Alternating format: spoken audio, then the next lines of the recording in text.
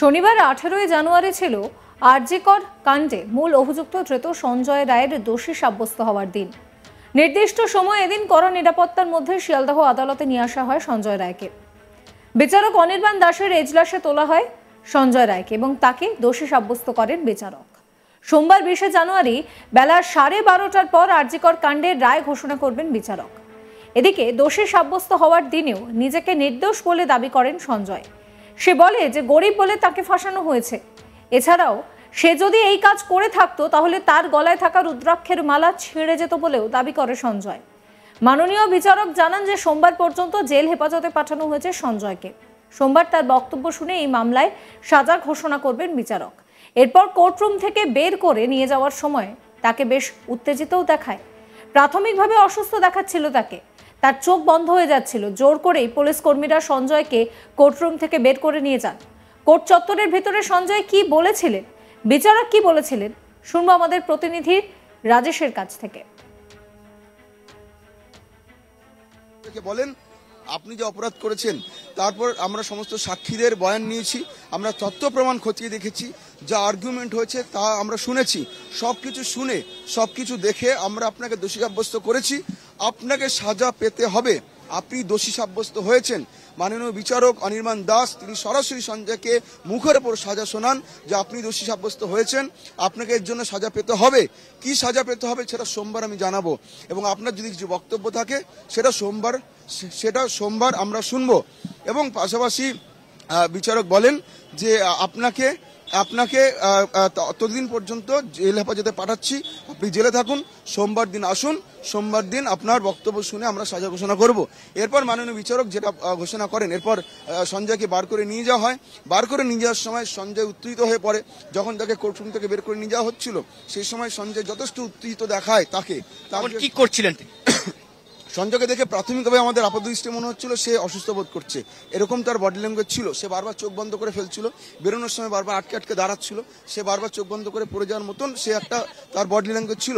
Police কর্মীরা তাকে forcefully courtroom থেকে তাকে বার করেন এবং তারপরে কিন্তু বিচারক ভার্ডিক্ট এবার পড়তে শুরু করেন। তিনি বিস্তারিত পড়েন এবং বিচারক জানান যে সোমবার 12:30টার সময় কনভিক্টেড সঞ্জয় রায়ের বক্তব্য শুনবেন এবং সেকেন্ড হাফে তিনি সাজা ঘোষণা করবেন।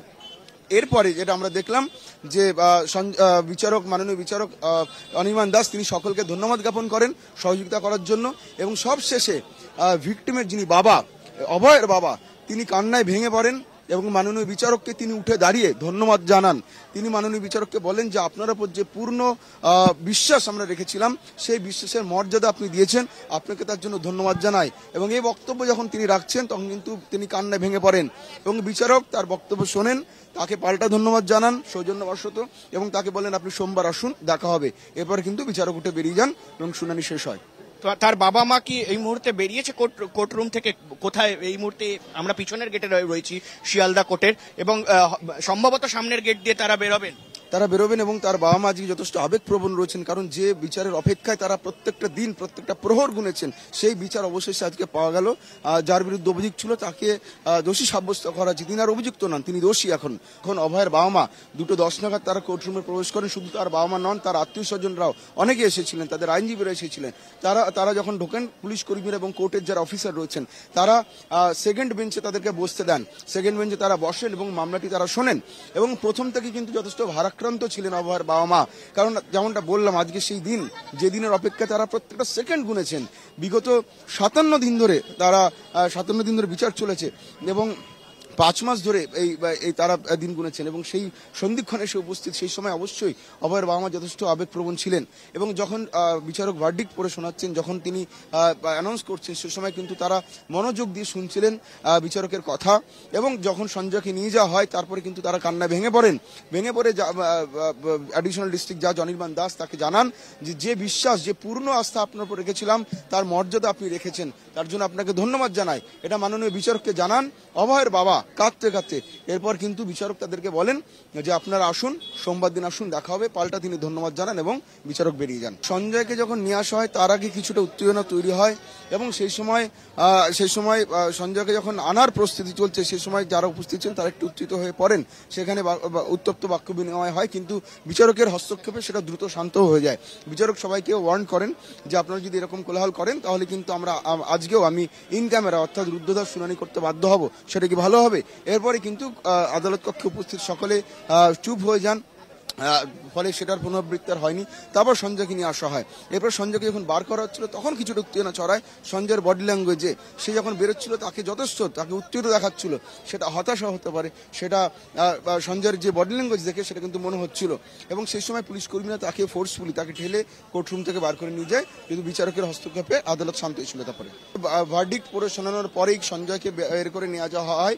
যখন তাকে পুরো বিষয়টি শোনানো হয়, তার সাজা, তার সম্ভাব্য সাজা তাকে শোনানো হয়, তাকে তিনি কোন কোন সেকশনে তিনি দোষী সাব্যস্ত হয়েছেন, কোন সেকশনের জন্য সর্বোচ্চ সাজা তিনি কি পেতে পারেন, পুরো বিষয়টি যখন বিচারক ব্যাখ্যা করেন, সঞ্জয়ের বক্তব্য আসার পর সঞ্জয়কে বলা হয় যে সোমবার দিন তার বক্তব্য শোনা হবে। তারপরে কিন্তু সঞ্জয়কে বার করে নিয়ে যাওয়া হয়। মাননীয় বিচারক অনির্বাণ দাস তিনি সঞ্জয়কে ফের জুডিশিয়াল কাস্টডিতে পাঠান এবং সোমবার পর্যন্ত কিন্তু সঞ্জয়কে জুডিশিয়াল কাস্টডিতে রাখার নির্দেশ দেন। তারপর পুলিশ কর্মীরা তাকে বার করে নিয়ে যান এবং সঞ্জয়কে কিছুক্ষণের মধ্যেই এই শিয়ালদহ কোর্ট থেকে ফের ওই পুলিশের গাড়িতে করে কিন্তু তাকে নিয়ে যাওয়া হবে প্রেসিডেন্সি জেলে। এদিন আদালতের রায় নিয়ে সিবিআই এর আইনজীবী পার্থসারথী দত্ত বলেন যে সঞ্জয় রায়কে দোষী সাব্যস্ত করেছে আদালত। সোমবার রায় ঘোষণা হবে। তথ্য প্রমাণ দেখে কোর্ট বিচার করছে। সিবিআই এর সবকটি ধারাতেই সঞ্জয় অভিযুক্ত ছিল বলে জানিয়েছেন সিবিআই এর আইনজীবী। শোনাবো আপনাদের কি বলছেন তিনি। আজকে সঞ্জয় রায়কে দোষী সাব্যস্ত করেছেন কোর্ট। তাতে সঞ্জয় রায় বলেছেন সঞ্জয় রায়ের এগেনস্টে 64, 66 এবং 103(1) বিএনএসে তাকে দোষী সাব্যস্ত হয়েছে এবং এখন সেন্টেন্সের ব্যাপারে সোমবার দিন সেটা দেবে এবং সোমবার দিন এটা কম্পিউটারে আপলোড হবে। আমার সবার কাছে অনুরোধ যে কোর্টের যে জাজমেন্টটা আছে সেটা আপনারা ভালো করে পড়ুন এবং you will get the proper scenario. I think so. Sanjay বলেছেন আমি যদি ঘৃণ্য কাজ করতাম আমার রুদ্রাক্ষ ছিঁড়ে যেত। এটা তো তার প্লি, সে কথা সে আগেও বলেছে। এটা নিয়ে সবটাই তো কোর্টের সব এভিডেন্সের উপর নির্ভর করে। এভিডেন্স থেকে কোর্ট যেটা স্ক্রুটনি করে দেখেছেন, হ্যাঁ সব কটা সিবিআই যে 64, 66, 103(1) বিএনএস কে চার্জশিট সাবমিট করেছিল এবং চার্জও সেই সেকশনে ফ্রেম হয়েছে এবং অ্যাকিউজড কনভিক্ট হলো। লাইফ ইমপ্রিজনমেন্ট আর 66 এ আছে 25 বছর অথবা লাইফ ইমপ্রিজনমেন্ট এবং ডেথও আছে। এটা either life imprisonment or death বা যেটা কোর্ট মনে করবেন সেটা। এটা বলা যায়